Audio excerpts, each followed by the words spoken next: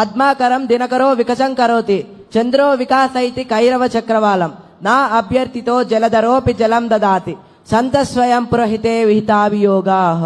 ఈ పద్యం యొక్క భావం ఏంటంటే, సూర్యుడి కిరణాలు పడగానే పద్మాలు వికసిస్తాయి, అలాగే చంద్రుడి కిరణాలు సోకగానే కలువలు వికసిస్తాయి. మేఘుడు మనం అడగకుండానే వర్షాన్ని ఇస్తాడు. మీలాంటి పెద్దవాళ్ళు ప్రజలు అడగకుండానే సహాయం చేస్తారు సార్.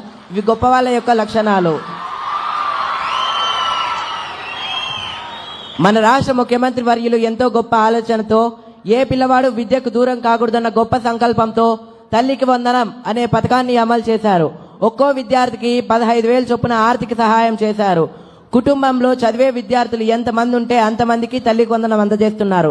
మా గృహం నందు కూడా మేమిద్దరం తల్లికి వందనం లబ్ధి పొందాం సార్. నారా చంద్రబాబు నాయుడు గారు ప్రభుత్వ పాఠశాల మరియు ప్రైవేట్ పాఠశాల అతన్ని 2 కళ్ళుగా భావించి రెండిటికి సమన్యాయం చేయాలన్నటువంటి ఉద్దేశంతో ప్రైవేట్ పాఠశాలలో చదువుతున్న విద్యార్థులకు కూడా తల్లికి వందనం అందజేస్తున్నారు. 1వ తరగతి నుంచి 12వ తరగతి వరకు చదువుతున్న ప్రతి విద్యార్థికి తల్లికి వందనం అందజేస్తున్నారు. ఈ సందర్భంగా నేను నా ఫ్రెండ్ వాళ్ళ జరిగిన ఒక ఫ్యామిలీ ఇష్యూ మీకు చెప్పాలనుకుంటున్నాను. నా ఫ్రెండ్ వాళ్ళ ఫ్యామిలీ చాలా పూర్ ఫ్యామిలీ. వాళ్ళ ఫ్యామిలీలో టోటల్ 5 మెంబర్స్ ఉంటారు. మదరు, ఫాదరు, వాళ్ళకి 3 కొడుకులు. గత ప్రభుత్వం తల్లికి వందనం ఒకరికే ఇవ్వడం వల్ల ఒకరు మాత్రమే చదువుకోవడానికి వీలుంటుంది. మిగతా 2 వాళ్ళ పేరెంట్స్తో కలిసి కూలి పనికి వెళ్తా ఉంటారు.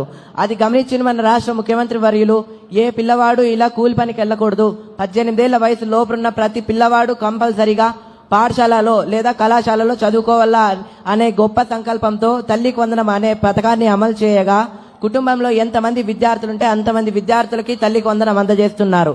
మీరు ఈ తల్లికి వందనం అందజేయడం వల్ల వాళ్ళు సంతోషంగా పాఠశాలకు వెళ్ళి చదువుకోగలుగుతున్నారు సార్. మీరు ఇంత గొప్ప కార్యాన్ని తలపెట్టినందుకు నా హృదయపూర్వక నమస్కారాలు.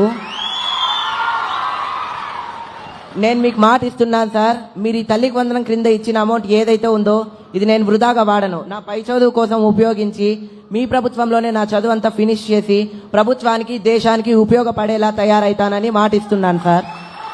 Thanks for giving this golden opportunity.